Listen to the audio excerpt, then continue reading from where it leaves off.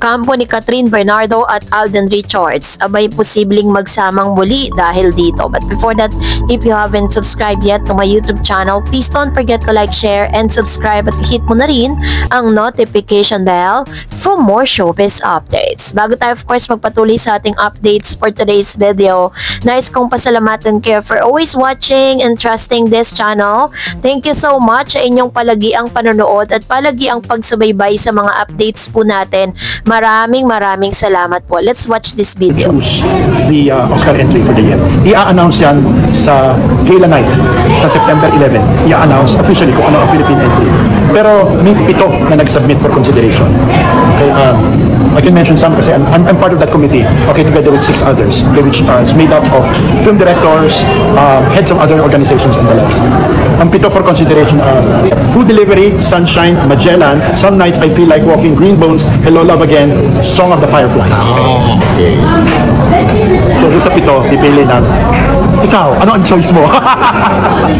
Alam mo, masalimutan siya na, it's not enough na you're the best movie. Kailangan may machinery ka to promote. Ang labanan nito strategy eh. Kung aling pelikula yung pinakamagaling mag-strategize para mapansin. Imagine mo naman, Jerry, ilan yung foreign films na nandiyan dyan? Pipiliin yung 5. Importante, nakilala ka na sa festivals. Dahil ibig sabihin, pagdating mo doon, pamilyar na sila sa title mo. Importante yun. So may iba dyan, may advantage. For the end of the month, ko-convene na Isang napakagandang balita ang inilabas ng isang batikang direktor kung saan may 7 pelikulang pagpipilian para maging Philippine entry sa 98 Oscars. So, 7 pelikula ang pagpipilian para panlaban ng Pilipinas sa kategoryang Best International Feature ng 98 Oscar o Academy Awards. Ang mga ito ay Magellan, Sunshine, Food Delivery Fresh from the West Philippine Sea, Green Bones, at kasama na rito ang isa sa pinanood at talaga namang hindi matatawaran na resulta ng Hello Love Again. So kasama na din dito ang Same Night I Feel Like Walking, Song of the Fireflies. I-announce ang official na panlaban natin sa Gala Night ng Philippine Film Industry Month or PFIM 2025 sa September 11, 2025 sa Seda Vertis North.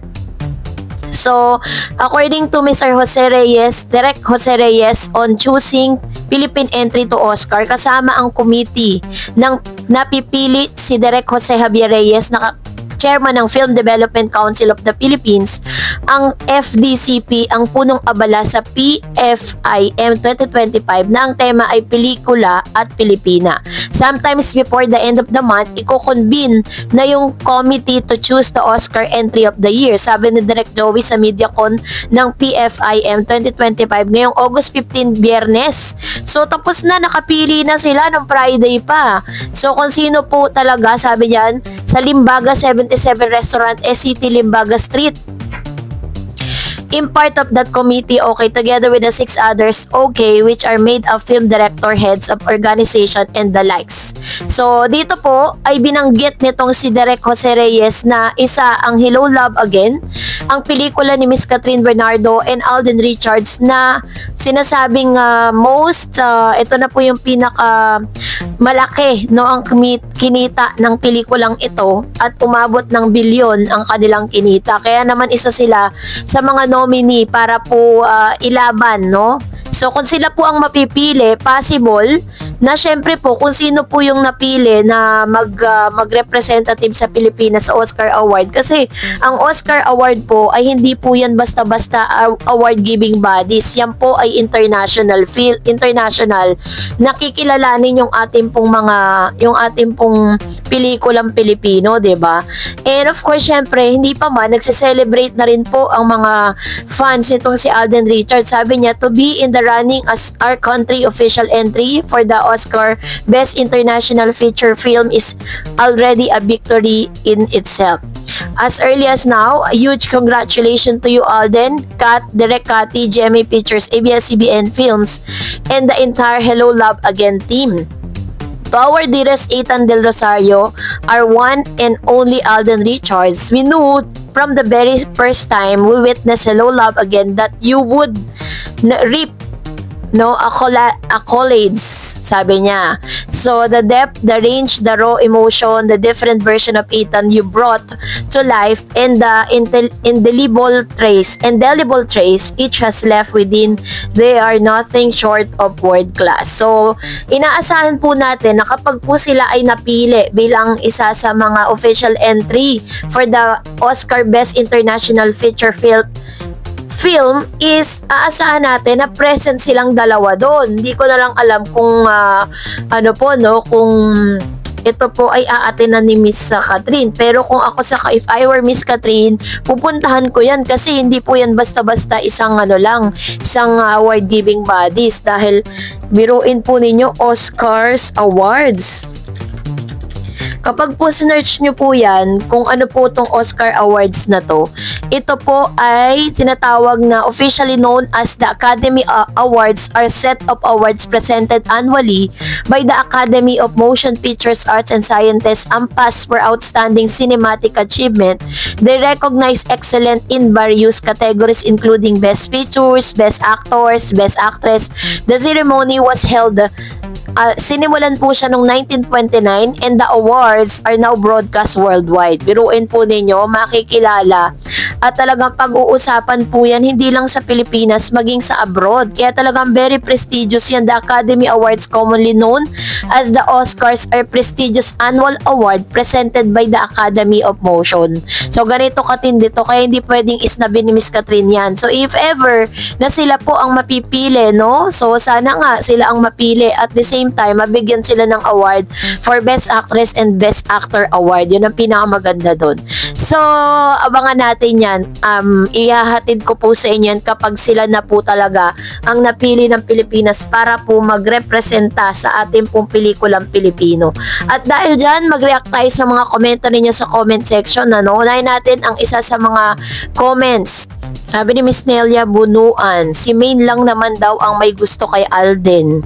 Yan, sabi ni Miss Geraldine Favillan, so parang ngayon kinakarma si Alden dahil si Kat parang ayaw sa kanya. So kasi yung ating pong latest updates, it's about dun sa naging statement ni Maine na siya po ay na-inlove kay Alden. Parang inamin niya po yan sa publiko. Pero si Alden Richards, parang hindi po, hindi nagkaroon ng, hindi siya umamin or never niya pong sinabi na parang niligawan or nagustuhan niya si Maine kahit tinatanong siya ni Miss Maine Mendoza. No, yun po talaga yung story niyan. Kasi si Alden, mas priority pa si Alden yung pamilya ngayon. Parang gusto na niya pakasalan si Kat, pero siya naman ang binasid ni Kat. Ay buhay talaga. Sabi ni Miss Raquel Bersosa, ako hindi naniniwalang paasa si Alden. Baka na-turn off si Alden kay Maine kasi siya ang unang nagtapat. Charot lang. Hindi kasi nung time ng Kalye series, si Alden ang focus niya ay talagang trabaho at pagbabago ng buhay ng pamilya niya. Alam lang natin yung pinagdadaanan ng buhay ni Alden nung namatay yung nanay niya dahil wala silang pera pampa-ospital. Pareho naman silang nagkakaroon ng feelings. Yun nga lang, hindi siya naging sapat.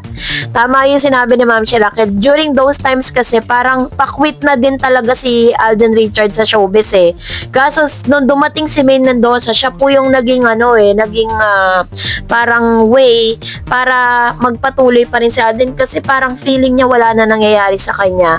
At paalis na rin siya sa Itbulaga noon. Nung dumating si Maine Mendoza, doon na mas lalong umiga yung pangalan ni Mr. Alden. Ang dami niya ng supporters, silang dalawa ni Maine. Kaso nga lang, hindi talaga nagkaroon ng hindi naging makatotohanan although talagang pinakilig tayo, pinasayang lahat ng mga aldab, tapos napapabalita pa na talagang nagkaanak daw sila, pero ilang beses na rin kasing dinebunk netong si Miss Maine tsaka ni Alden na hindi totoo yung chismis. Yun nga lang, hindi naging sapat o naging ganun kalalim. At least malaman natin na wala talagang ligawan na nangyari kay Maine at Alden, at lalong hindi talaga sila nagkaroon ng anak. Love pa rin namin si Alden kahit anong mangyari. True naman yan, diba?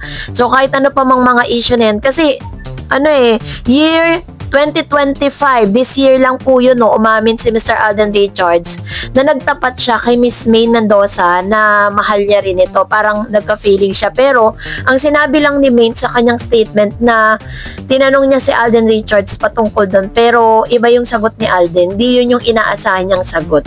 So, that's it for today. For more videos and updates, please don't forget to like and subscribe. And please don't forget to follow my Facebook page, Dar Eds TV. God bless everyone!